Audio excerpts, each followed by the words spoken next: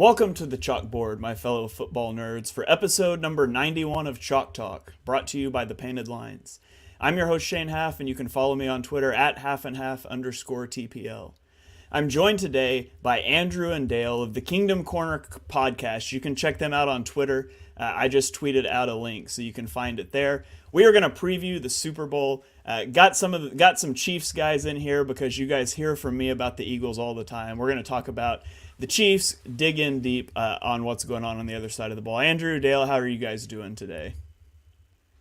Yeah, we're doing good. We're pumped and excited for the Super Bowl, that's for sure. All right, third Super Bowl in 4 years. I doubt the excitement ever wears off, but I'm hoping the Eagles get on that trajectory here. Maybe we just make this an annual thing. We can do a preview podcast together.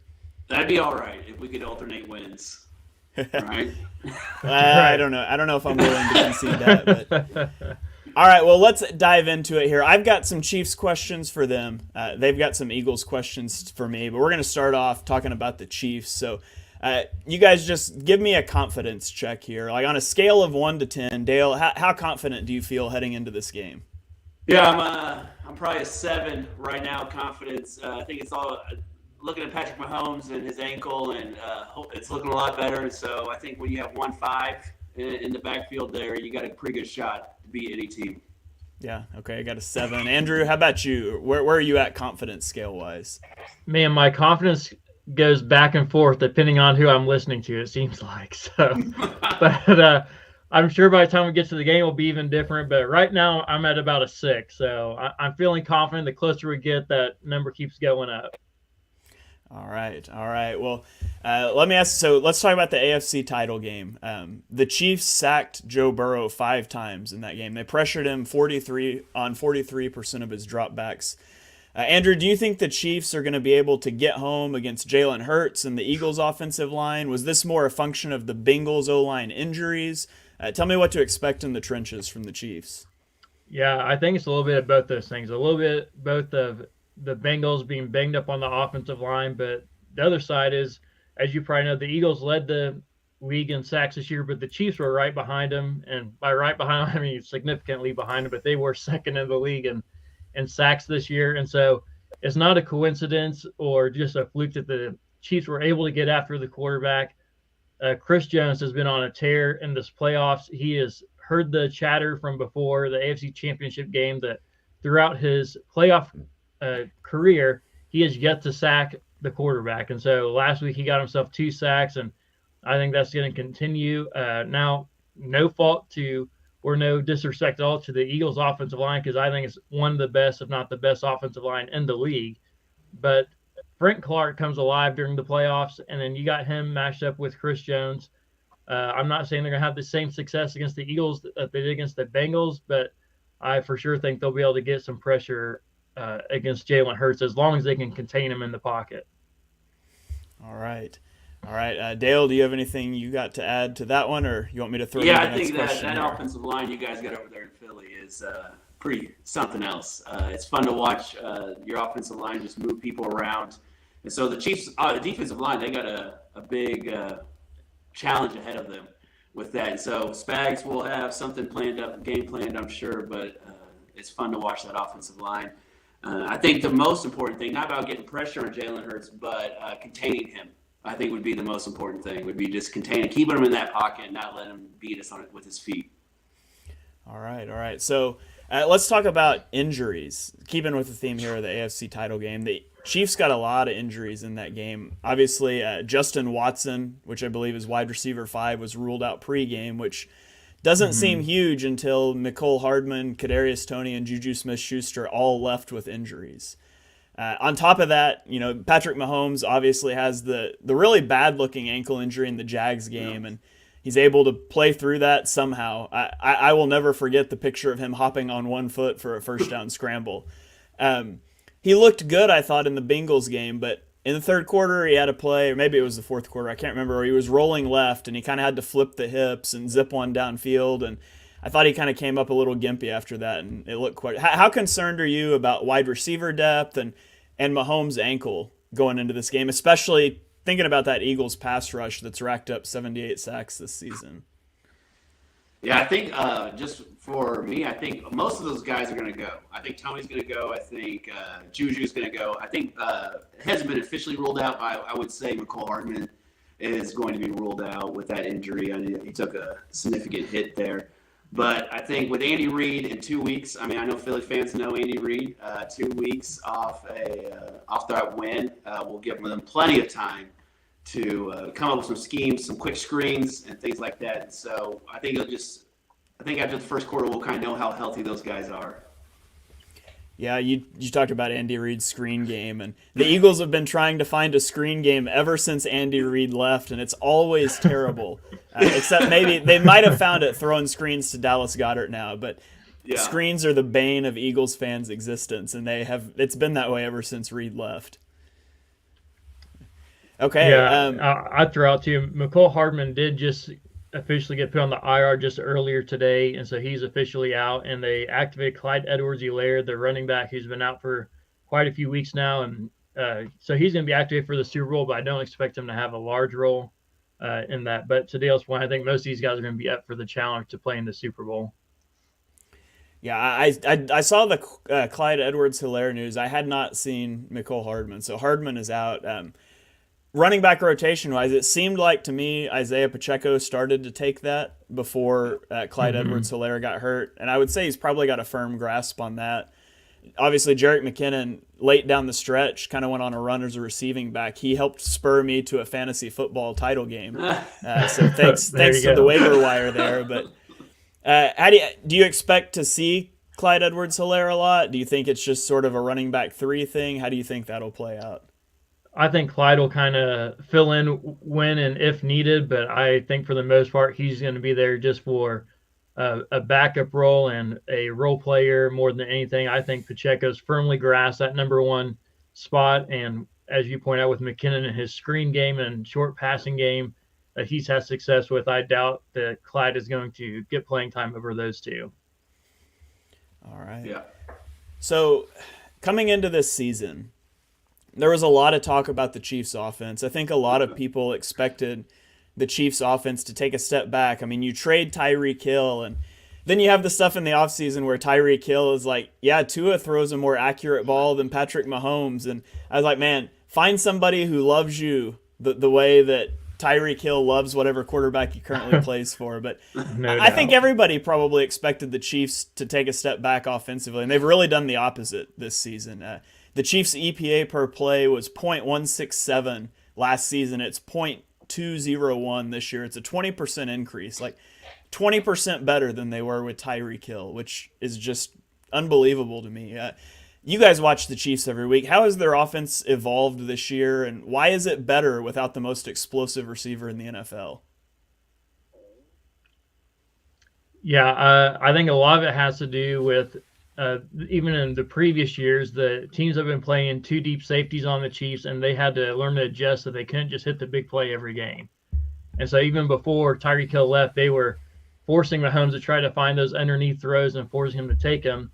And he wasn't doing that early in his career. He's always looking for that big home run play. But with the coaching of Andy Reid and some of the others, he kind of started taking those plays that were given to him and those situations given to him.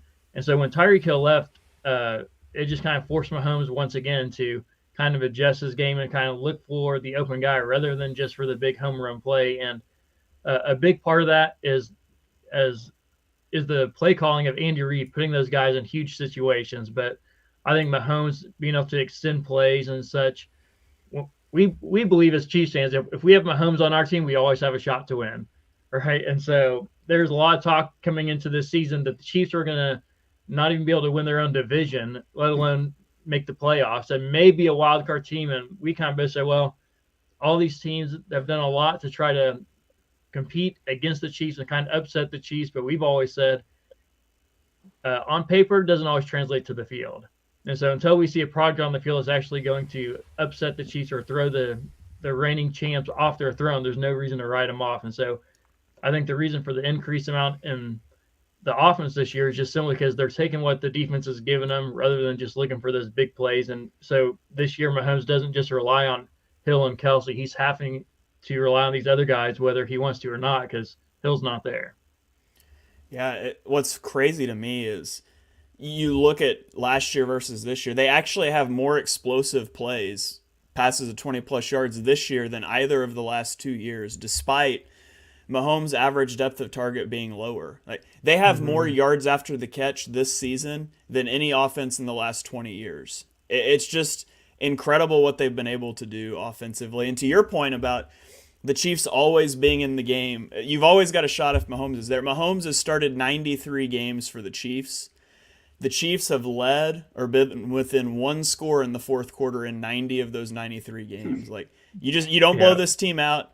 Now, obviously, one of those was a Super Bowl loss to the Buccaneers, where a pass rush just wrecked the game, and so we don't talk about that, Shane. us Eagles fans are hoping that that's a blueprint that can be repeated this upcoming week. So let's flip it over. Let's talk about the defense a little bit. Dale, in the AFC title game, the Chiefs had 5 rookies. 5 play 25% of the snaps or more on defense. They had 3 rookie cornerbacks play over 50 snaps.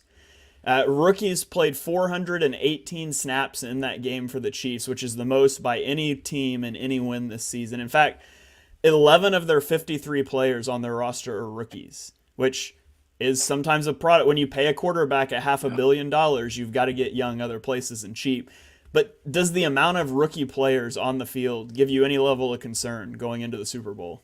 Well, yeah, a little bit, just a little bit of concern. I mean, we joked on our podcast, I think last time, that Brett Veach should probably get the MVP of the AFC, just having those rookies and then the coaching staff developing those rookies, and to see them, like, I know, like right now in this point in the season, they're not rookies anymore. They're NFL players and they're playing hard. But it does give me a little concern because a couple of those plays, I watched the game a couple times after. And those rookies did make a few mistakes, but didn't like kill them. And so I think that would be the level of concern, that they could be out of position and then get torched with your running game and the 2 great wide receivers and tight end y'all have up there. And so, yeah, it's a little bit of a concern, but I think Spags will have a great game plan for them and ready to go. All right. So it's not just rookies on defense either. Like you look at offense and defense. Chiefs rookies have combined for 4,087 snaps this season. On the flip side, the Eagles have only 989 snaps by rookies. I look at this matchup and I try to figure out who has the experience edge. Like the Eagles feel like the more veteran team, and yet the Chiefs have been to the Super Bowl 3 out of the last 4 years. Andrew, who has the edge in terms of experience in this game?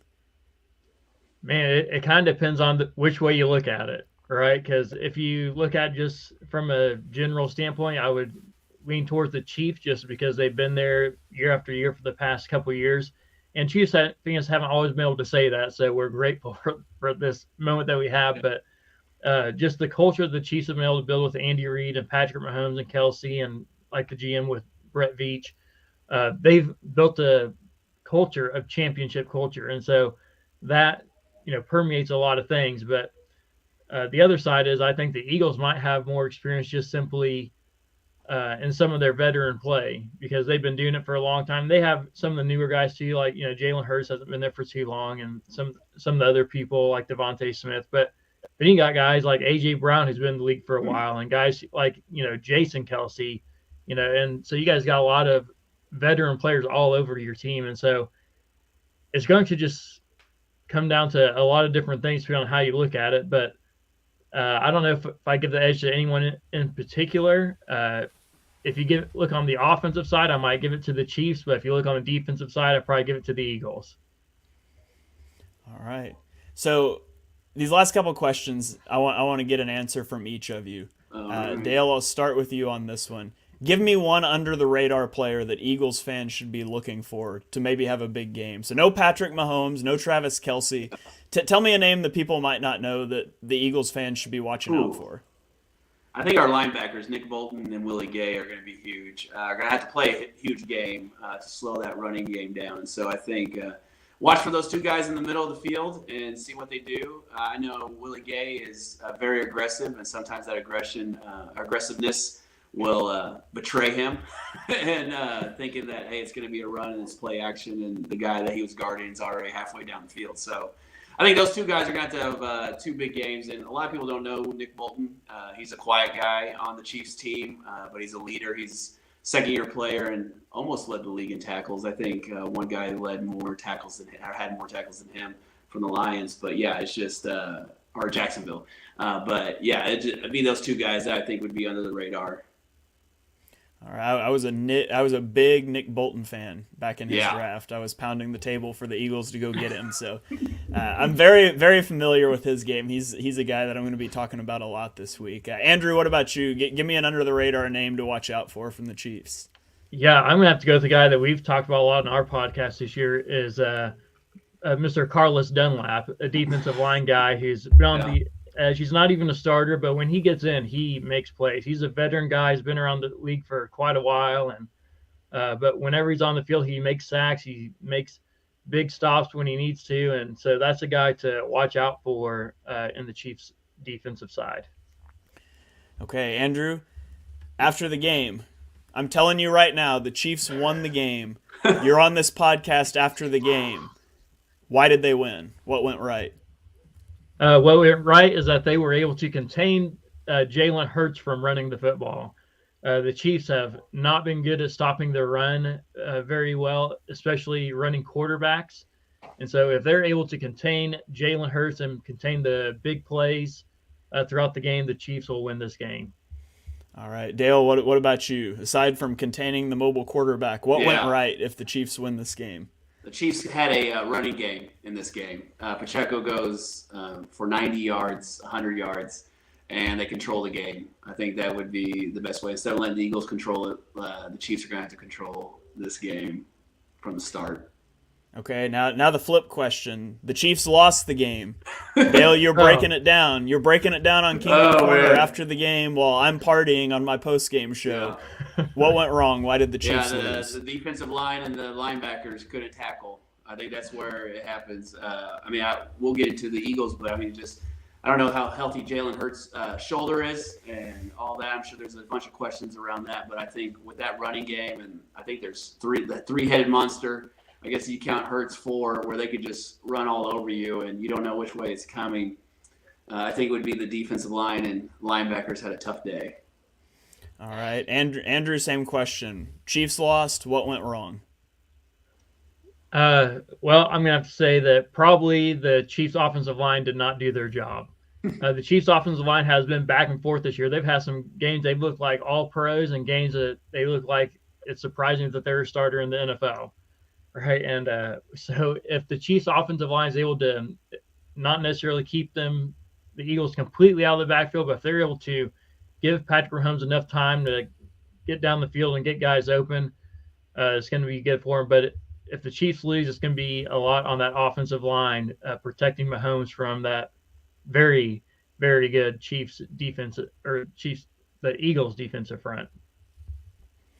All right, and so here it is.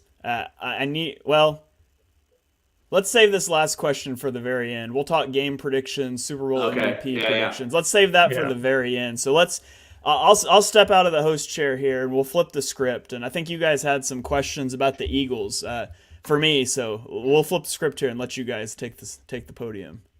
Yeah, I think the first question we have to ask is, as Chiefs fans, we've kind of come to with Mahomes and Andy Reid, we've kind of come to accept that the Chiefs should be in the Super Bowl every year, whether they get there or not. That's one thing, but we almost expect them to be in the Super Bowl every year. So what were the expectations for the Eagles when the year started? I thought the Eagles were a floor, like a 10-win team. I thought that was their floor. And I would have said their ceiling was somewhere around 12 wins. I thought this was a 10 to 12 win team that was going to win their division. I didn't expect Dallas to be as good as they were. I thought they would win the NFC East, which I thought would be a poor division. It turned out to put 3 teams in the playoffs this year. Yeah. I would not have expected them to go 14-3, be a 1 seed, be in the Super Bowl. And a lot of that expands that ceiling for me was just the development of Jalen Hurts. I said before the season started that I thought there was about a 50-50 shot the Eagles would have a new starting quarterback in 2024. And The Eagles kicked a first-round draft pick into this year. They notably inquired about like Russell Wilson, Deshaun Watson. Thankfully, neither of those worked out for various reasons. But the leap that he took this season is just unbelievable. And nobody that's truly analyzing it saw that coming. There's some homers that saw that coming, that thought he should have won the MVP last year or something somehow. So I thought 10 to 12 wins. If you would have told me that Hurts was going to take the leap that he took, I would have probably expected a similar outcome to what happened this season. Yeah, so along the same lines, and if you would have known before the season started that the Eagles made the Super Bowl, but say they lose the Super Bowl, would that still have been considered a successful season? Absolutely. I mean, obviously there'll be disappointment if the Eagles don't win, but right. When you enter the season unsure about your quarterback, and you enter the season really unsure about your head coach, who was a first-year head coach, and you end that season knowing for sure that you have your franchise quarterback, knowing for sure that your head coach is really good at his job, that's got to be a successful season. Now, it would be really disappointing if they don't win it because they have so many pending free agents on defense. Mm-hmm. I would expect their defense to take a step back next year, but they've got cap space. They've got 2 first-round picks this year. They've got the capital to continue to improve this team. It doesn't feel like a win right this second window. The window is open. So it's a successful season, but it will still be a disappointing end if they can't put the cherry on top.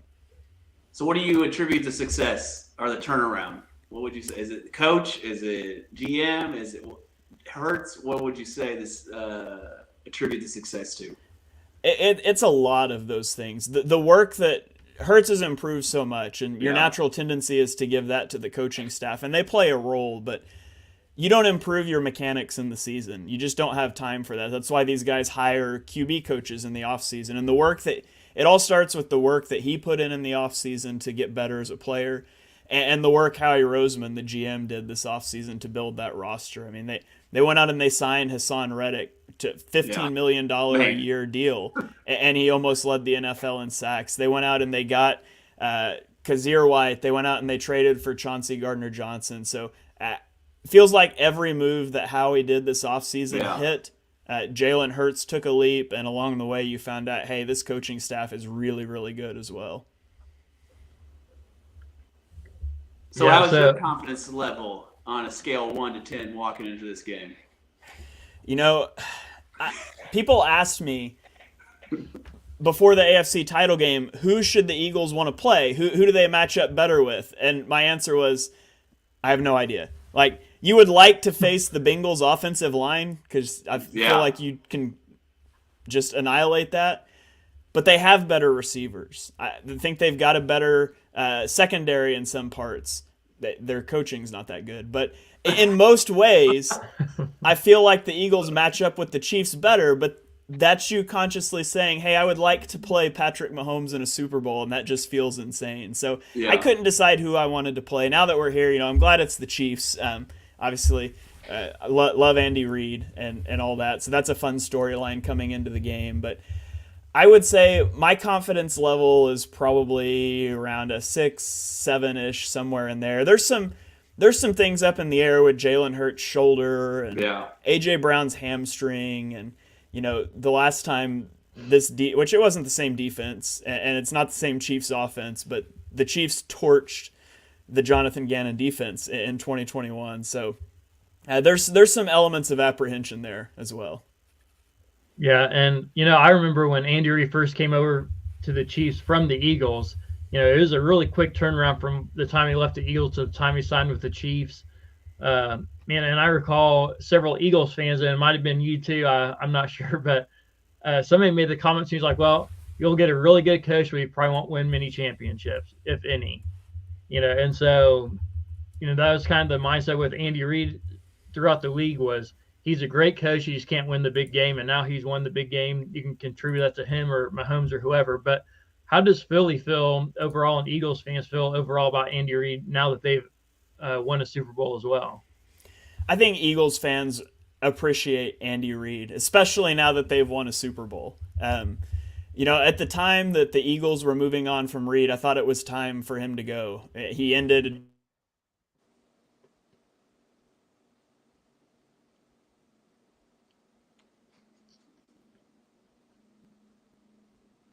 Did we lose him? Maybe.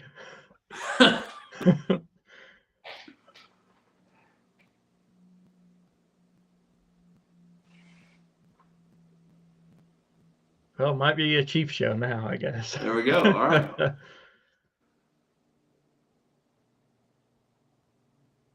All right. Well, hopefully he'll get back on here pretty soon. All right. Oh, I just got a message. Said his computer froze. Be back on here in a second. So looks like we're still live either way. But all right. So we're excited for just give you some Chiefs side points or whatever. We're excited for the Super Bowl, 3 to 5 years, right? And so it's something that we don't ever want to take for granted. That's for sure. It's not something that is easily done. You know, we might joke around, say, "Oh yeah, we should be in the Super Bowl every year," but man, it is hard to get to the Super Bowl. It is hard. It's not easy. And so just the fact that your team is in the Super Bowl, whether you're an Eagles fan or Chiefs fan, man, celebrate the moment, right? Because you're not guaranteed another one. The Chiefs aren't guaranteed another one either. You're not even guaranteed to go there. And so it's a fun time to be a Chiefs fan, if nothing else, just to be able to, live in the moment of watching a great team. We went through a lot of hard years as Chiefs fans before this moment. That's for sure. Yeah. So, Dale, let me ask you a question. How about this? We'll flip the script again here. So, if the Chiefs, as the Chiefs go in to face the Eagles in the Super Bowl, right? Right. What needs to happen in the first quarter to establish the run or establish whatever's going on? All right, is he back?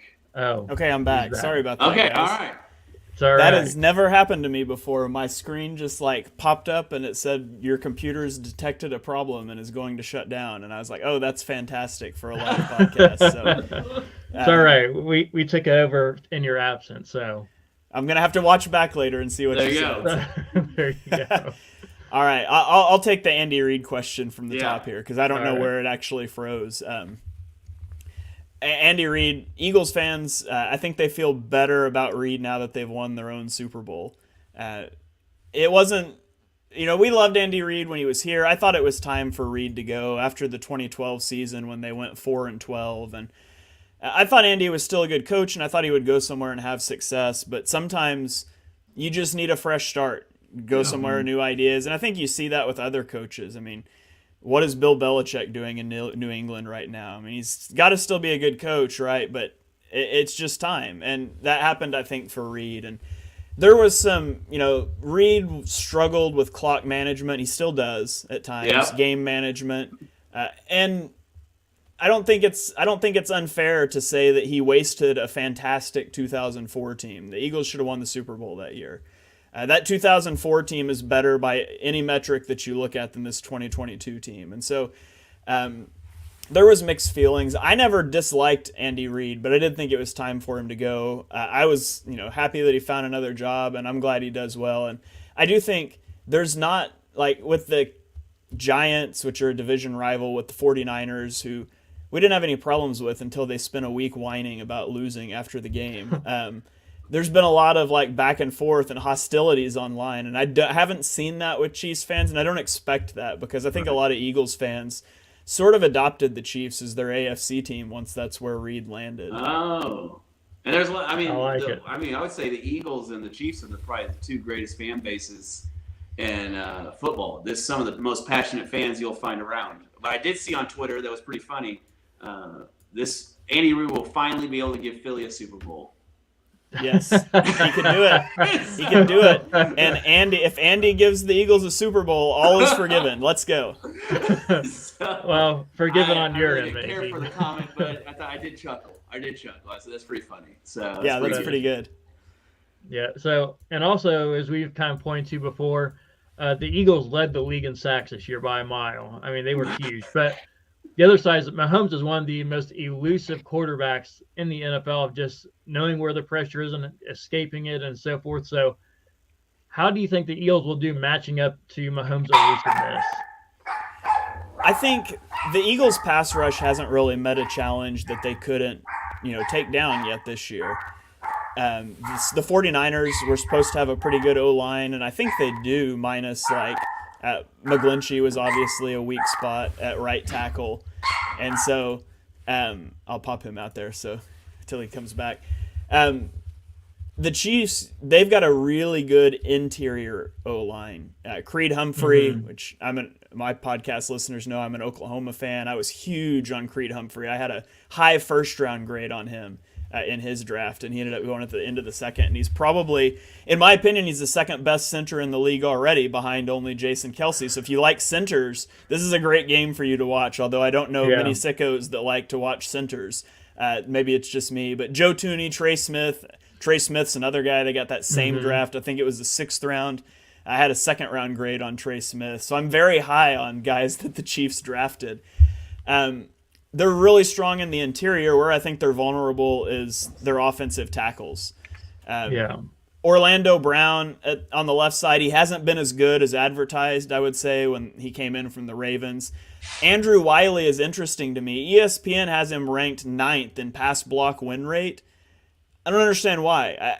And to me, Andrew Wiley is the weak point of that offensive line. And maybe, I think it's just when he gets beat really fast, and it doesn't happen all the time. But when it does, it's super fast and impactful. But he's given up 9 sacks and 53 pressures, and he's got 9 penalties this year. And that's the side Hassan Reddick rushes off of, the Eagles' best pass rusher, and he just murdered Mike McGlinchey. So to me, it comes down a lot to that matchup. I think Josh Sweat can get, Orlando Brown some off the left, but the pressure should be coming off of that right side with Hassan Reddick against Andrew Wiley. And Reddick's been really good at finishing pressures this year. He doesn't just get home. When he wins quick. He attacks the arm of the quarterback. He forces fumbles, those sorts of things. So Patrick Mahomes has an uncanny ability just to sense pressure and slide up in the pocket. And I wouldn't classify him as a scrambling quarterback. He's elusive. Watching him scramble is just irritating because he looks like my uncle running down the street, right? It doesn't look impressive, but he's just this much faster than the guy that's chasing him. I heard somebody on one of my other podcasts said that when he scrambles, it looks like he's running with a beer in his hand or something. Like he's just like, don't spill it, right? And I think that containing him is going to be big, keeping eyes on him, and you just got to get home. You're going to get your opportunities. You've got to get him to the ground when it happens and put him behind the sticks. Yeah, and Mahomes has been known to say multiple times, he says, I'm not fast, I'm just faster than the guy chasing me. Yeah, and, exactly. And to your point, we absolutely agree that the tackles are the weak spot of the Chiefs' offensive line. Absolutely. And we kind of, at the beginning of the season, talked about the people we liked who are position players. And my guy was Trey Smith right there in the middle of that offensive line there at right guard. And so, we would agree to that. Interior offensive line for the Chiefs is big. And, man, Orlando Brown has been him and Wiley kind of been the guys who've been getting beat a lot. And it seems like whenever they get beat, it's usually in key moments. And that's what kind of frustrates a lot of Chiefs fans, is just those guys are not playing consistently when they need to. And it took Mahomes getting hurt in that Jaguars game for the offensive line to kind of step up, and those tackles in particular to step up and start playing at a higher level. And we're like, man, we want that kind of performance and that kind of play before an injury even has to happen. So it's definitely frustrating in those kind of areas.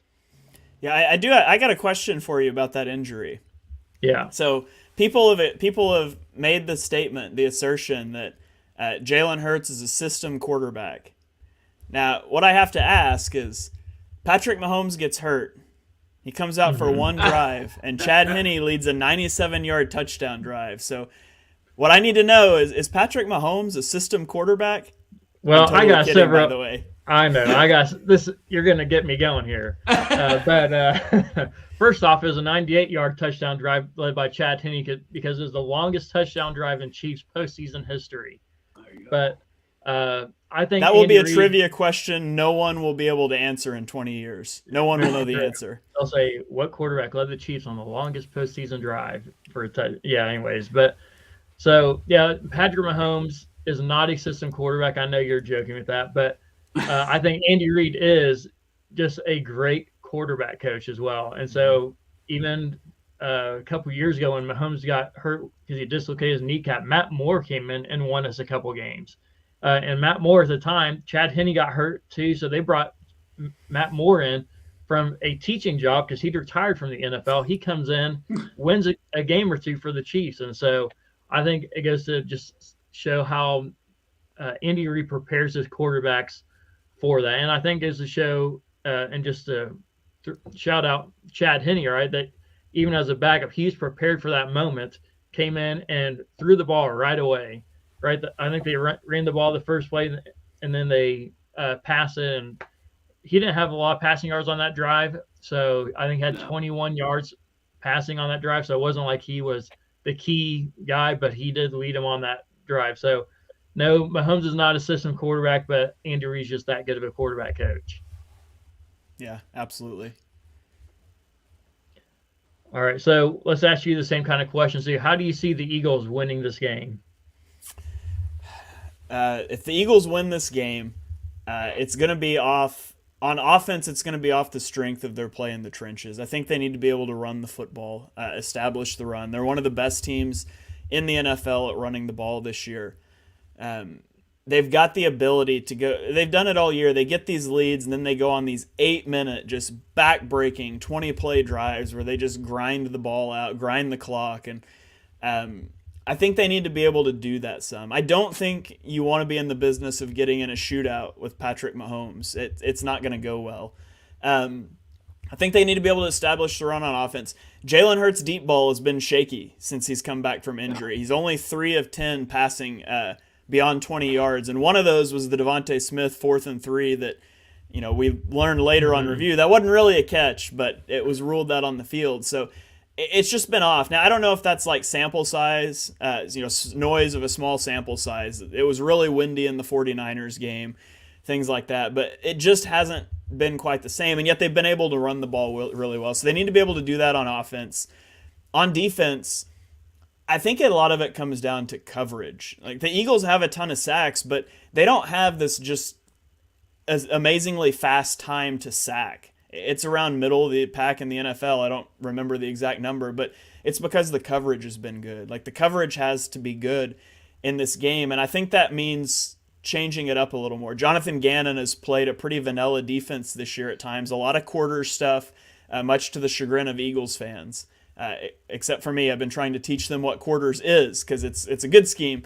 Anyways, against the 49ers, I thought we saw him with a pretty individualized game plan. They were sitting on in-breaking routes because they knew that Brock Purdy likes to throw intermediate middle of the field. And so there were some times that corners got burned on double moves, sluggos, things like that because we were sitting on those in-breaking routes and the pass rush got home so we didn't get torched.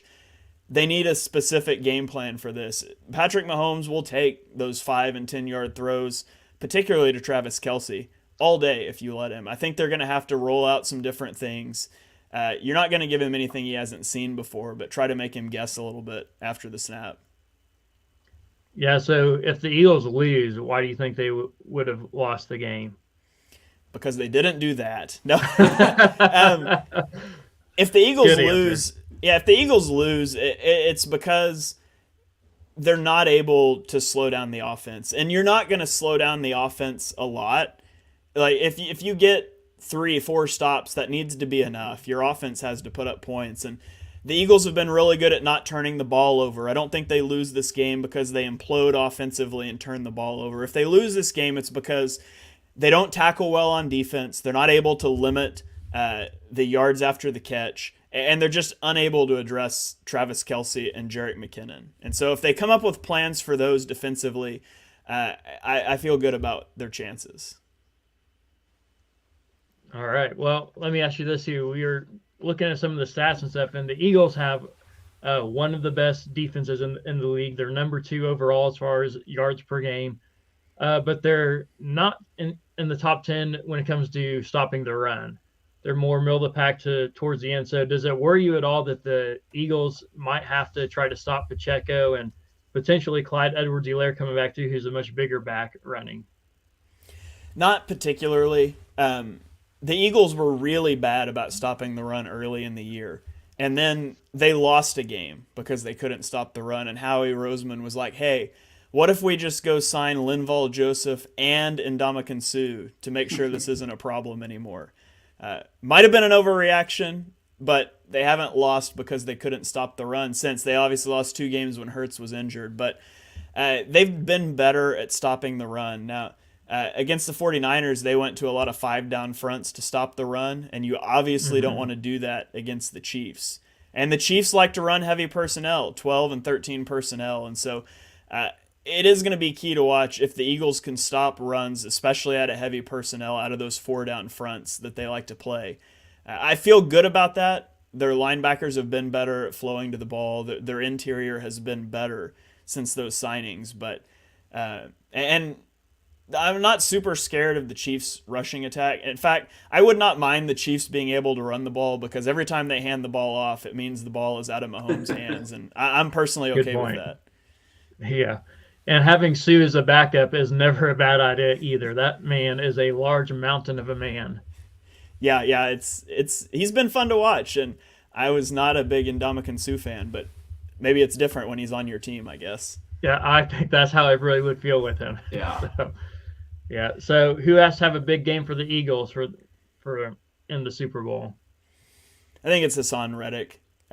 You want to get after Mahomes. You want to be able to pressure him, try to make him uncomfortable in the pocket. And the best pass rusher that the Eagles have is Reddick. And like I said, when he wins very quickly. And so if he can get a few quick wins, obviously you want to get Mahomes to the ground. But if you can just put in his head early in the game that I'm coming, and when I come, it's going to be fast. Hopefully you can get that clock going in his head and speed everything up. And, not that Mahomes is bad when things are sped up either. It's kind of what facing Mahomes. It's kind of one of those like, would you prefer to be shot, stabbed, or hung? Like we're gonna get you some way. Just how do you want to go?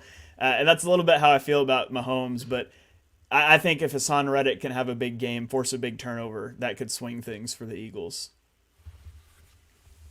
Yeah. Does it? I guess off script here. Does it worry you about the Chiefs' ability to come back or to score quick or to have those big plays? The last Super Bowl against the 49ers, they were down 10 with, 10 minutes left or 8 minutes left in the game and won by 10. And so does that concern the big plays? Yeah, absolutely. Eagles fans have not had to sweat out a postseason game this year. They beat the Giants 38-7. They beat the 49ers 31-7. And the second half of the 49ers game, I was just casually watching. Like there was nothing to be concerned about. I can promise you I would not feel good about a 14-point lead at halftime against the Chiefs. So, if you give me 17 with like 5 minutes left, I might start to feel okay. But, yeah, no lead is safe. I remember I watched them play the Bills last year and get the ball with like 13 seconds left. Like I will not feel comfortable until the clock hits zeros. Well, we were both at that game, in fact. Oh, wow. That would have been a crazy environment to be at. It was a crazy game, for sure. Definitely the best game we'll ever see in person, or at all maybe. So it was incredible. Yeah. All right. Well, I've got one last question. Before I get to it, do you guys have anything else for me? I think that's what we got. We're good.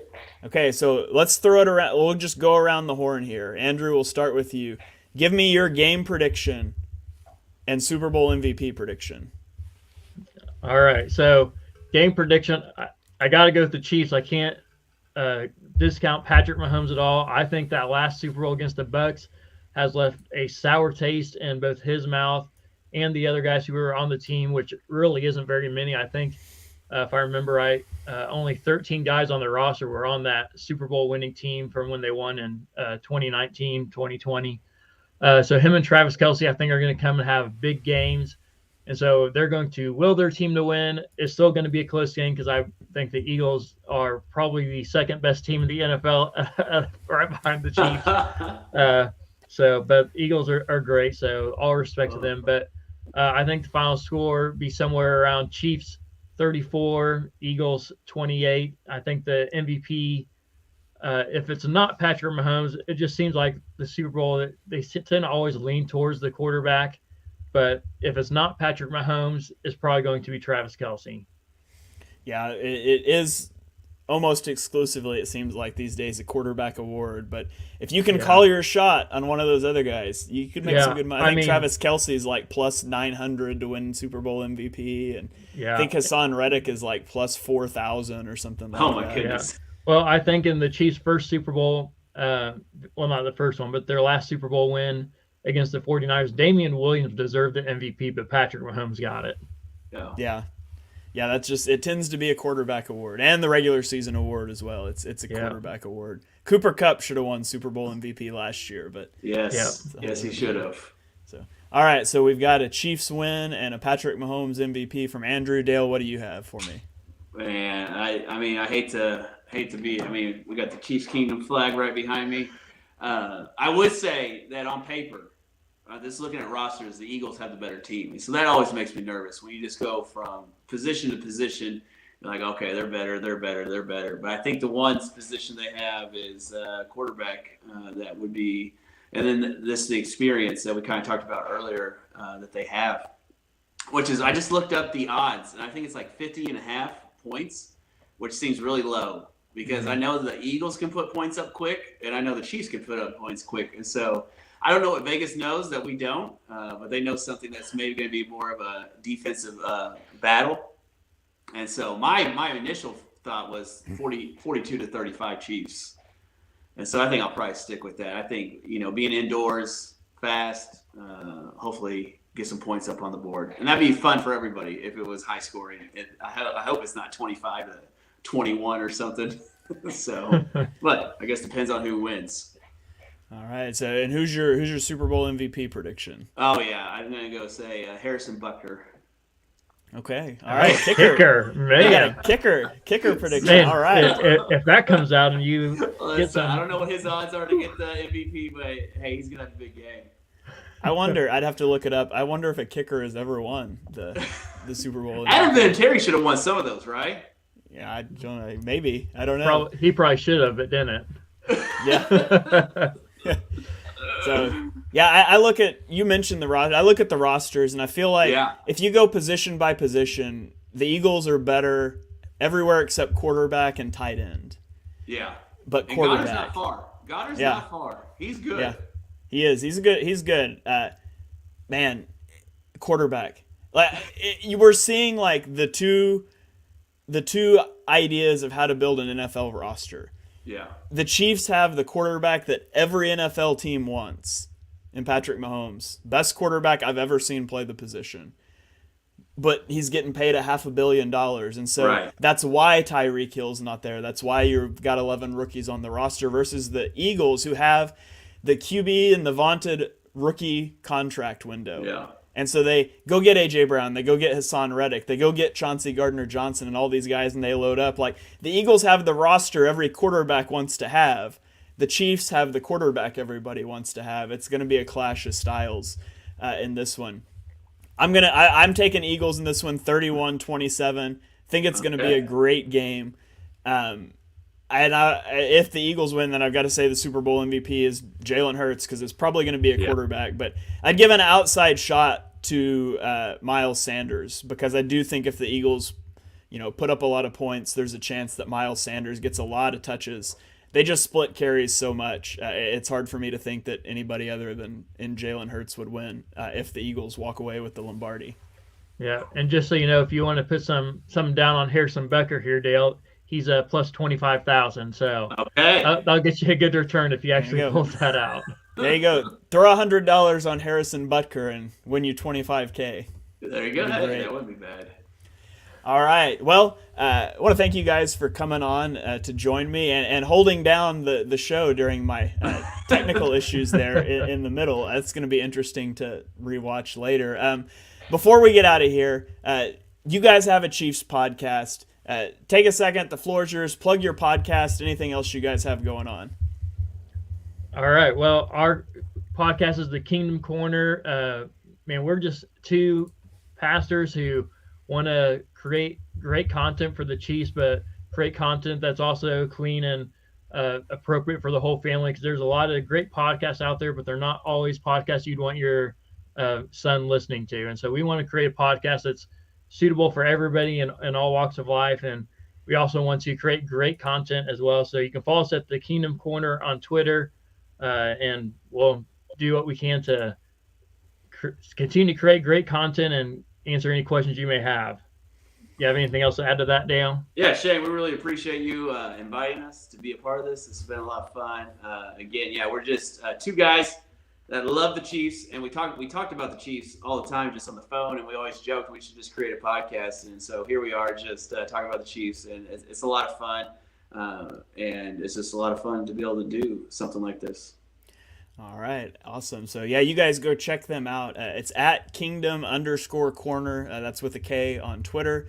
They've got a YouTube channel. It's the same thing. You can also check out their podcast on Apple Podcasts. I think it was on Spotify, all those platforms. So you guys go check them out. And thank you, everyone, for joining us for episode number 91 of Chalk Talk. If you enjoy what you heard on the show, and we know that you do, be sure you smash that subscribe button. Turn on notifications so you don't miss the next episode. Smash that subscribe button. Drop us 5-star ratings and reviews on Apple Podcasts, Spotify, anywhere you get your podcasts. You can follow me on Twitter at halfandhalf_TPL. They are at Kingdom_Korner with a K. So from me, from the guys at Kingdom Korner, from the Painted Lines, we'll see you guys next time.